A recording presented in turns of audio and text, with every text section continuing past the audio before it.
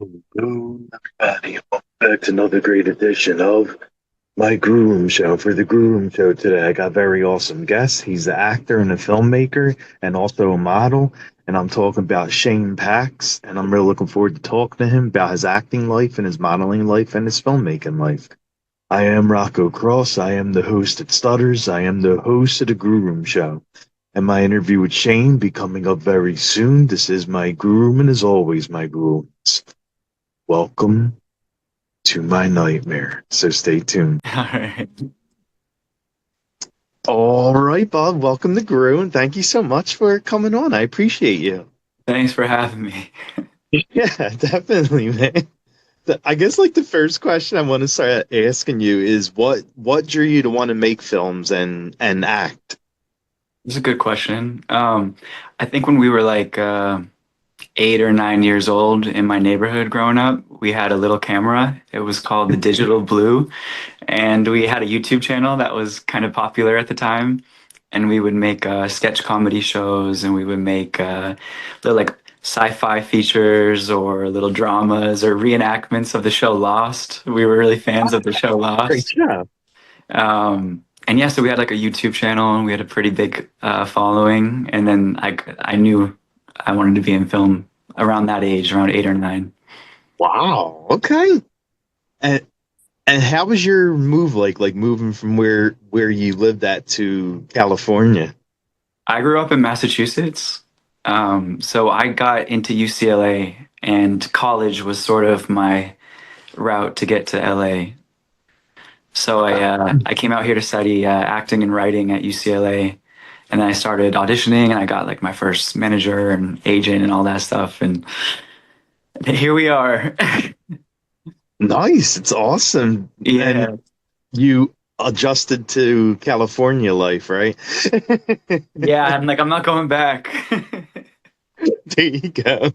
From from what I hear, like the traffic is pretty bad in Los Angeles, like anywhere in California. Is that true?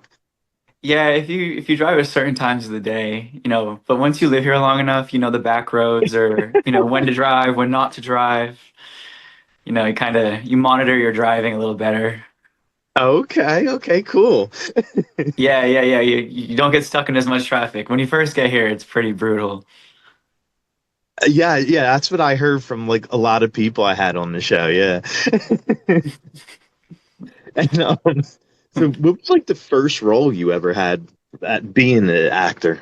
Oh my God. I think I was a freshman at UCLA, I booked like this Christian movie. Oh, really? Yeah, and I played like a bully in like a Christian like I had a fight scene. Yeah, we had a fight scene in there was like a Christian Eric Roberts, if you know who that actor is. Ah, yeah. Yeah, he was like the head of this like Christian troubled kids group and I was like the antagonist to the lead and oh my God, I forgot about that movie until right now. It wasn't very good. It wasn't very good.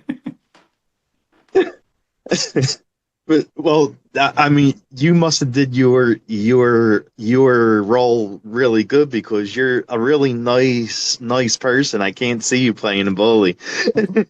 At the time, I had like a buzz head for something else, for like a different thing. So I looked like, I don't know, I guess I looked the part.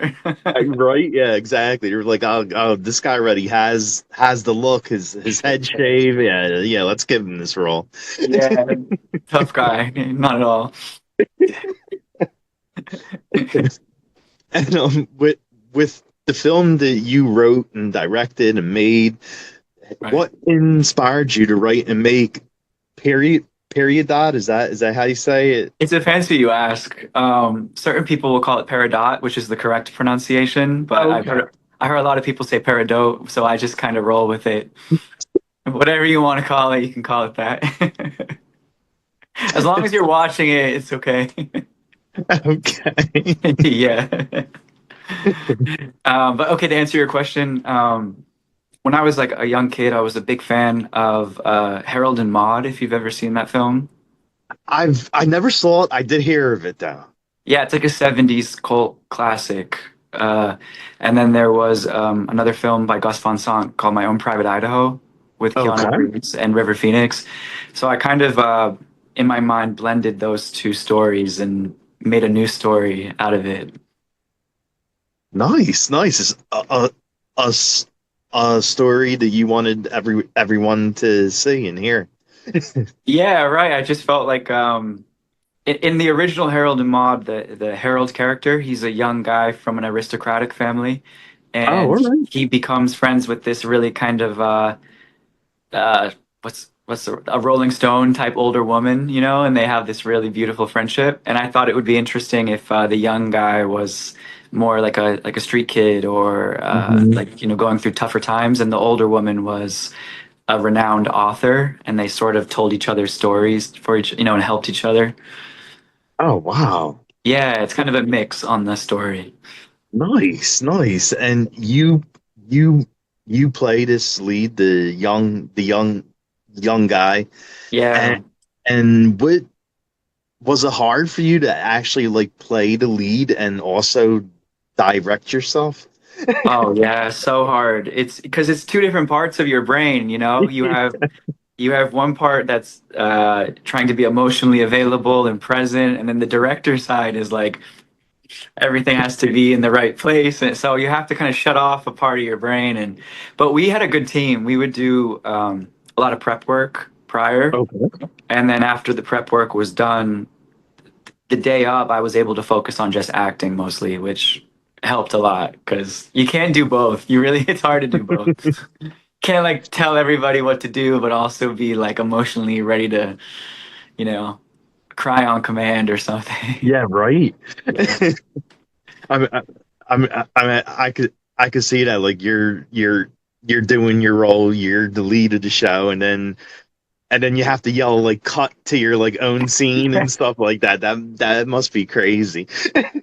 Yeah, we had like a really great second AD who, and she was a producer on the film too. So I really trusted her through the process. So I gave her a lot of directorial power to kind of take charge on the day of. So I didn't have to do all that stuff. Okay, smart, smart. Yeah, yeah, yeah. There was she helped a lot. She was like kind of a saving grace for the whole movie. Nice, nice. Yeah. And you basically like you play the lead, and he has clients, like he robs his clients, but also gives them what they wanted, what they hired him for, and it's all to help his mother out and send cash to her. And do Yeah. you do you think he keeps going because of the love for his mother and that he wants to keep helping his mother out, and that's why he goes forward with meeting all these clients? It's a good question. I'm sort of fascinated by like anti-heroes, people who like are a little, you know, they've got like a mischievous side to them, but they have a, you know, heart of gold kind of thing. So I like the idea of like a Robin Hood type character. Like he's stealing, but he's not stealing for the wrong reasons. Yeah. And he has a code. He has a moral code. He won't steal from specific people. He'll only steal from people for some reason that he deems that should be stolen from. And you think it's selfish, but he's actually, like you said, he's giving it all back to his mother. Yes, Um, exactly. so there's a higher purpose. I mean, it's obviously not good. He gets his karmic check, you know, real bad in the movie, but he ends up getting he gets his. I'll just say that. Yeah, yeah. But you know, hopefully he learns and grows and but yeah, it was I didn't want him to be like a perfect like, oh, I'm just a nice guy in the wrong Mhm. situation. I think we're people are complicated. Oh, yeah, of course. Yeah. And you mentioned about like the young man bond with a older person, and I love the bond with Martha and Gabe, and the bond and how they become friends. And can you tell us a little bit about like that special bond that they had? I'm very fascinated by intergenerational friendships. So I think Hmm. it's lacking in America, I think. You know, most people are just friends with people who are their own age and don't Well, really yeah. associate with, you know, other generations. And I think like there's a lot to learn from people who are older or people who are younger, you know. So um, I kind of am fascinated by that concept because if you are friends with someone who's older, people always assume it's something. improper or inappropriate. Mhm. Uh, so it was nice to have a completely platonic friendship that was kind of just beautiful and about mutual need filling and helping each other, but it wasn't about the other stuff, you know? Well, So yeah, yeah. that was kind of my goal with it was to, I mean, Harold and Maude is really about that. So I'm very inspired by Harold and Maude. You know, I think it's a classic for a reason. I definitely have to watch that now. Like I've heard of that movie, just never got around to watching it. It's very different than Peridot. It's more comic. It's very comedic. So, but it's quirky and it's original. Yeah, Yeah, and I was never one for that age thing. Like if I want to be friends with someone, I'll be friends with whoever. Like if the yeah, person's like 20 years past my age, I'm like, all right, it's and like to me, I don't think like age should matter when you want to be friends with somebody. right. I agree. I agree. Definitely, definitely. And did you have like a special a special song list for your character when you were filming? Yeah, that's a good question. At the time I was really obsessed with Francois Hardy. Um, Okay, yeah, yeah. yeah, she's a French artist, and Hmm. I had this vision in my head that like we filmed and edited the whole movie, and I set it to Francois Hardy music. Um, and I was like, she's gonna love it, and she's gonna give us the rights to the music. And I couldn't get through to Warner. I think it was Warner Music Germany or something. So we couldn't end up getting the rights. There was a lot of back and forth. But we ended up an artist here in LA who can sing in French. She created her own sort of stylistic, but inspired by Francois, but a modern kind of take on it. Her name is Fox Okay. Sinclair. She's actually in the movie. She plays the mother of the young, like little blonde girl. Okay, yeah, Um, yeah. she sang a lot of the original music for the movie, and another woman came out and helped us acquire a lot of rights to a lot of music from I think it was Warner Chappell. We got a lot of rights for like a really relatively good price. And so we got really lucky in post production. A lot of people came and helped us, and it was yeah, it was I don't know, it was so much serendipity and luck. I It took a long time, but it was a team effort. Wow. So you definitely knew like the score, the sound that you wanted for the film. Yeah, I wanted that sort of because Harold and Maude is like a 70s. Hmm. Stylistically, it's very 70s. And then the Gus Van Sant film stylistically is very 90s. So I kind of wanted those two styles together, blended. And then I Okay. wanted to like throw in a little bit of like modern Tumblr touch, you know? Nice. So yeah, we did mood boards and color sheets and yeah, we did so much. Is there a certain scene that you had the most fun shooting? Oh, wow. Probably two come to mind. We shot one at a hotel in Santa Barbara, which was really fun. That's the one where he finds out that she has had a son. Um, Yeah. so that one was really fun because we got to shoot that up in Santa Barbara, and we got to have like the cast and crew up, you know, on a little trip. And then we shot that overlook in Santa Barbara, also in Goleta near Santa Barbara, and we were way in advance. We were like so ready, but we end up getting stuck in the worst traffic ever. Speaking of Oh traffic, no. Yeah, and the then traffic in and the sun Cali. was setting, so we got there with like 10 minutes, and we had to get like the most important shot. That's like the poster for the movie. And we had like 10 minutes to get that shot and that dialogue. So it looks peaceful, but it was the most stressful day we've ever had. Oh my God. Yeah, we Well, were like running around and as then we long as had it to, looked good, right? yeah, as long as it came out, I'm good. But the sun was like setting as we were shooting and we were like, like the DP was yelling and like the producer was yelling. And then we had to act all peaceful on like a picnic blanket. Yeah, that was our day. Yeah, And it then sounds like it. Then the hospital day, I would say, is one of my favorite days to shoot because, you know, we just got to have a lot of my people I really love as actors on set that day, and we got to have this like great hospital set that we had, and Oh, so I got to collaborate with a lot of people I love out here.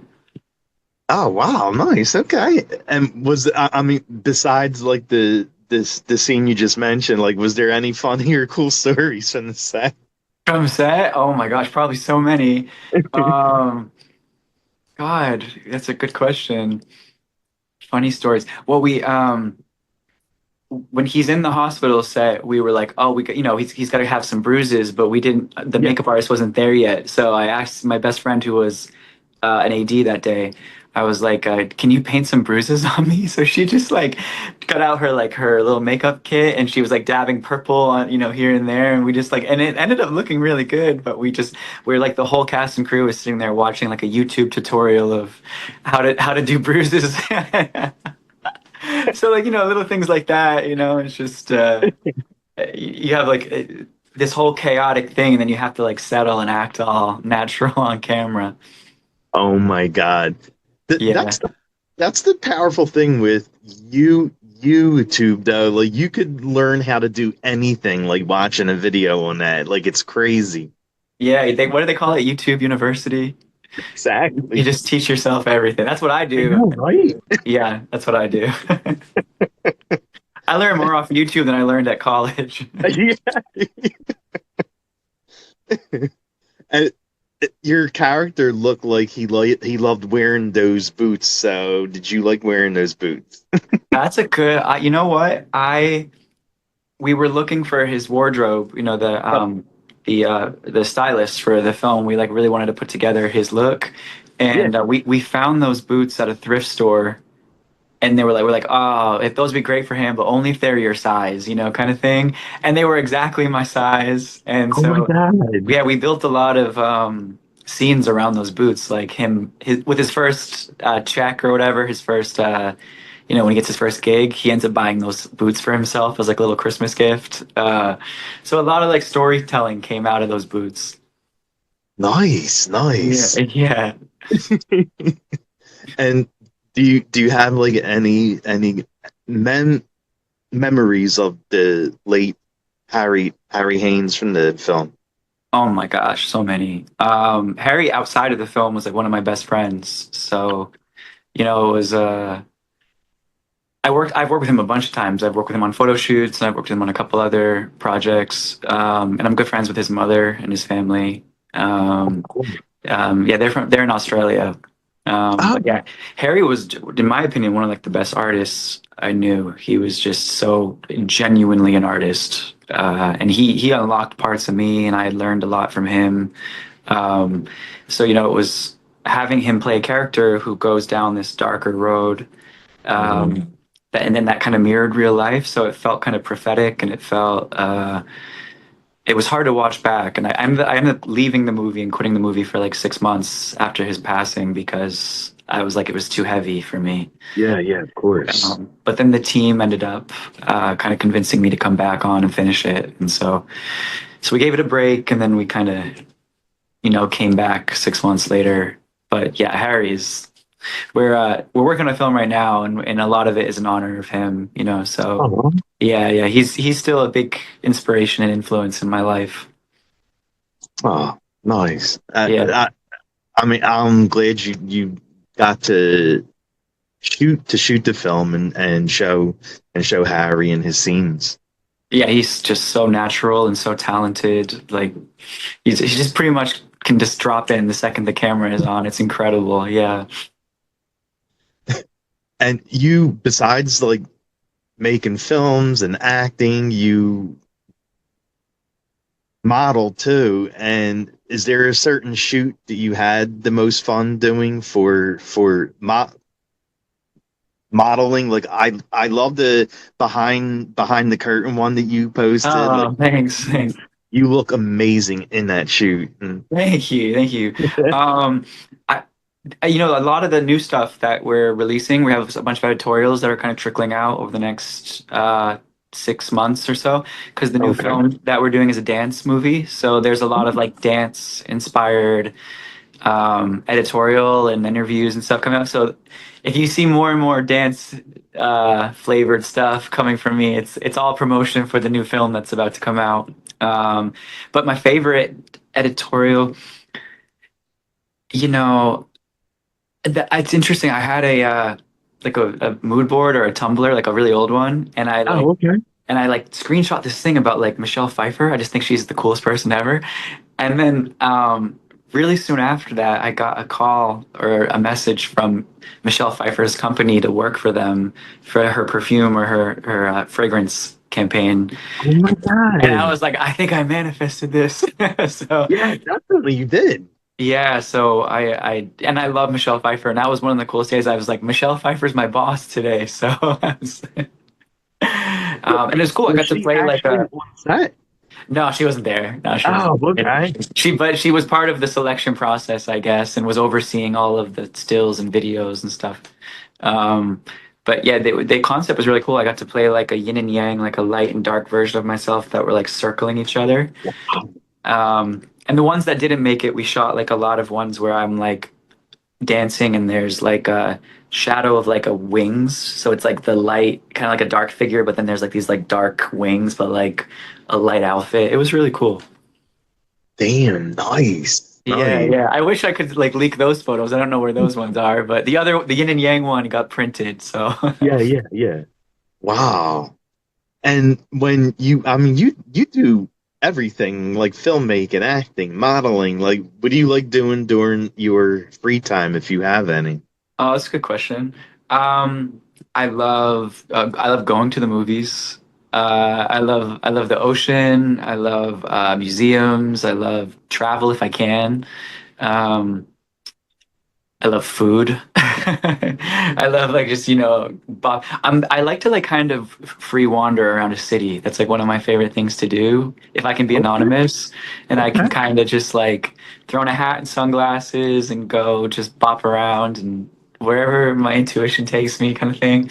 If I have a day off, Well, yeah, of course. which is pretty rare. Um, but yeah, no, I mean, we've been in heavy production mode for the film that's coming out soon. Mhm. But when I get a day off, I like to just venture everywhere, and I'll always go see like a matinee movie. I like to go Oh see yeah, a matinee movie. those are fun. Yeah. Yeah, how about you? What do you like to do on a day off?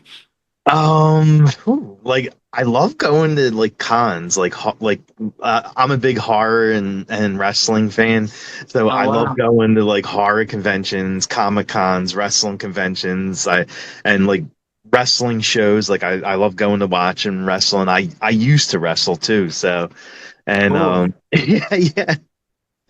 So Did you yeah, go to stuff the like recent that. one? Wasn't there a recent Comic Con? There was, yeah, yeah, Did you go? yeah. I live in Philly. Okay. And so whenever they come here, like either in Philly or Jersey, like whenever something's like close to me, I'll go to. But I have traveled though. Like I went to Carolina for one. I went to Pittsburgh, I think, for one. And yeah, so I do travel if I really like want to go to one. Cool. That's cool. I've never been to a Comic Con. I kind of want to see what it's like. It's so much fun. Oh my God, I love them. Like yeah, Okay, if I go, I'll have to hit you up for some recommendations. yeah, definitely, definitely. And Thanks. with Halloween coming up, like do you like going to haunts? Because you're in Los Angeles and they do have Halloween horror nights. So do you like going? Have you ever went to that? It's funny because where I grew up, Halloween was sort of like an aside holiday, it wasn't like the biggest holiday. And when I moved to LA, Halloween is like a month long Yes, holiday. It never yes, ends. So yes. I I I now am like I love Halloween so much. Like there's just like I usually have like four or five different outfits or looks for any holiday like Halloween season. I love it. Yeah, it starts like the first weekend of October and then it keeps going. Oh So yeah, of course.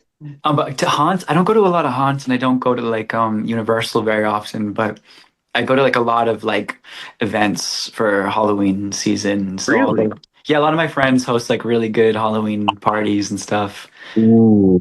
So yeah, I love to dress up for Halloween. I love dressing up for Halloween. Like, do you have anything planned out yet? Like any kind of costumes you want to wear? I was just talking to my friend about if we should do like a buddy costume pairing. And Yeah, we were yeah. talking about maybe doing like Mermaid Man and Barnacle Boy. like the Ooh. SpongeBob characters, but as old men versions of them. So we'll see. That's one. But I like to mix it up. I like to do a bunch, like a funny one, and then like kind of a like a scary one, and then maybe one Yeah. that's like a little more like spicy, you know? Oh, all right. There you Yeah, go. mix it all the gamut of it. Yeah. Yeah, yeah. I'm still trying to figure out but I have a few ideas in mind because I'm the same way. Like I try to find as many Halloween events to go to, parties, and show up as a different costume for each one. Right, right. Yeah, yeah. And it gets tough because you're like, oh my gosh, another one. I have to dress something else. Definitely. Yeah, it's like a full production. What about horror films? Do you like any horror films? Do you watch any horror films, especially during Halloween month? I'm really, really like sensitive to movies. So like I get so nauseous when I'm watching horror movies. Oh, Like oh, I'll really? start to like physically feel like the movie, you know? So I Oh, have to like really dip my toe. I can't go too deep, but I will I'll watch like a really good recommended horror movie. I want to see that movie Weapons that just came out. I'm actually going this weekend. I'm going Sunday or Monday. I think one of my friends was like, I think we're going on Monday to see. Yeah. Yeah, I like a horror movie if it has like a really cool message or it's like Hmm. says something unique about something, like it sheds light on something in society or you know, it kind of opens up people's minds about like I really loved I thought Get Out was great. I thought That was good. yeah, something that like talks about an issue or something. Yeah, of course. Yeah. And you mentioned you love food. Like I'm a big food guy too. Are there any special foods that you like to eat the most? Oh my God. I love sushi. I'm Same, like a big sushi fan. same. I love Thai food. I could eat Thai food like every night of the Thai week if I food's great. could. Yeah, yes. Um, God, what's great about living in like a city area is you can kind of any given night of the week you can kind of change it up. So Oh, of course. I'm like, if you ask me that question today versus tomorrow, I'll probably give you a different answer, you know? Yeah. So, so like, what's your go-to su sushi roll? Do you have like one that you like have to eat like every time you eat it? I don't know, it's probably not even like a actually like authentic thing, but I love the caterpillar roll if you've heard of this. Oh, I never heard of that one. What Oh my is it? God. I always order a caterpillar roll. Really? It's like draped with avocado and they have like some sort of eel sauce on top of it. But Ooh, I get that every time. I'm gonna look for that. Okay, like mine's is the spice spicy tuna roll. Like I'm obsessed with that. Like I love that roll. Yeah, I get that. I don't even know if the internet's gonna come for me because caterpillar roll is probably not even like an authentic. It's probably like an Americanized version of something, but it's good. It tastes good. Yeah, exactly. I, I don't know if you're like a pizza or ice cream guy. Do you have like a topping that you like for pizza and ice cream? My favorite pizza is Hawaiian pizza. Yes, with the So I ham and like, the pineapple. yeah, yeah. Yes, A there, lot of yeah. people don't like that, but I love that. That's my It's favorite. actually good. I'm a fan of it. Yeah, I like the sweet and a little savory. Yeah.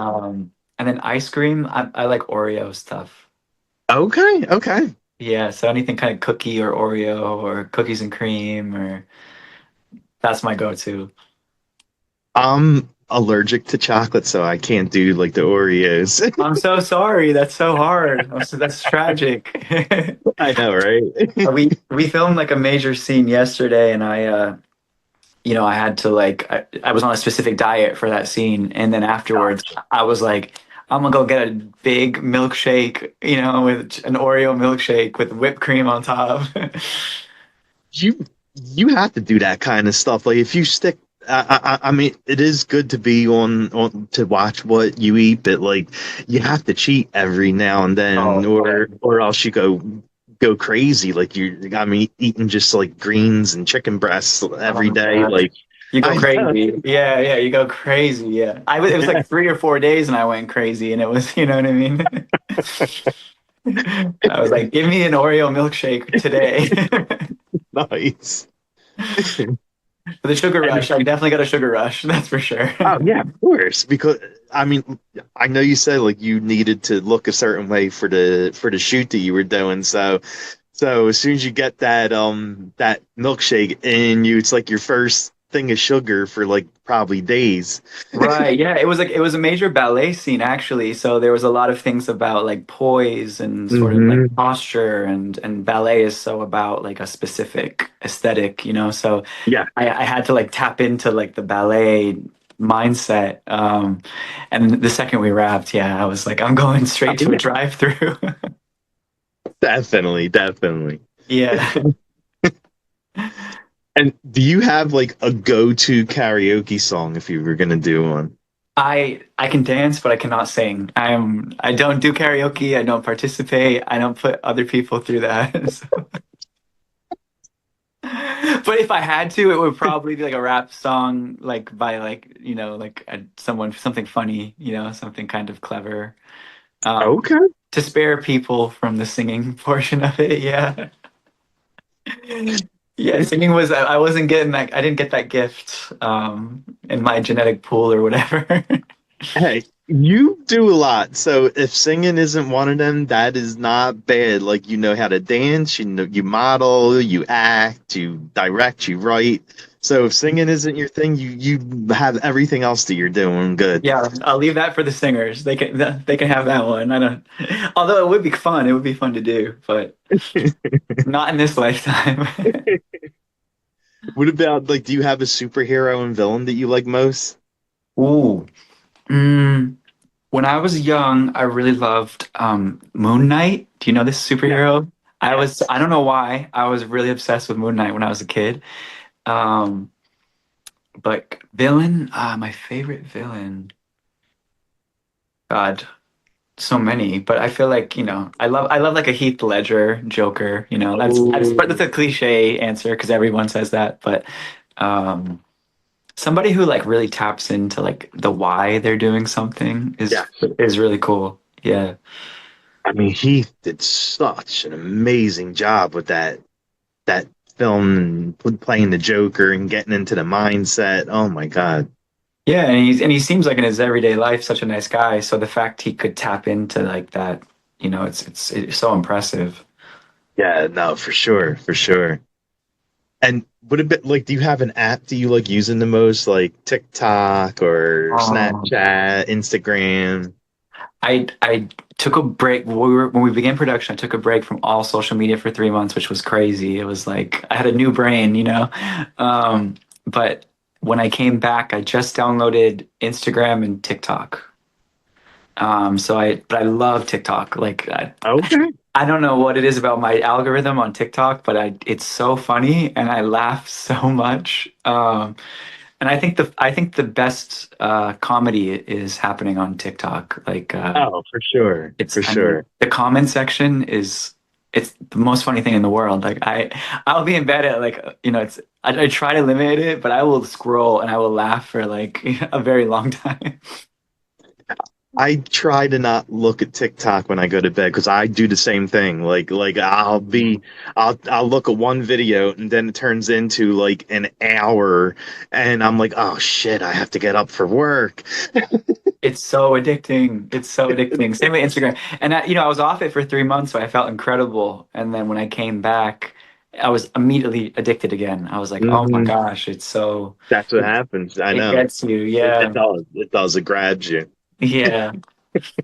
But I would say the one I use the most is probably Instagram, just Okay. because I communicate with people the most on that. But TikTok is probably the most entertaining to me. Oh, for sure. For Yeah. sure. Yeah. Are you more of a coffee drinker or tea drinker? Oh gosh, I am addicted to both. Speaking of Yeah, addictions, yeah, same. I Same. um, I had coffee today, but I'll try to do like some matcha here and Oh, there. yeah. I'll do sometimes I'll like yerba mate. Ooh, You know, nice. I'll have that instead sometimes. I like to mix it up, but I do. Unfortunately, I'm one of those people that loves caffeine. Same, same. Like I can't start my morning off without drinking coffee. Like I have to have my first cup before you even start talking to me, or else I'm going to be very miserable. I get that. I'm not a morning person, so I get that. Yeah, it takes me a while to kind of acclimate.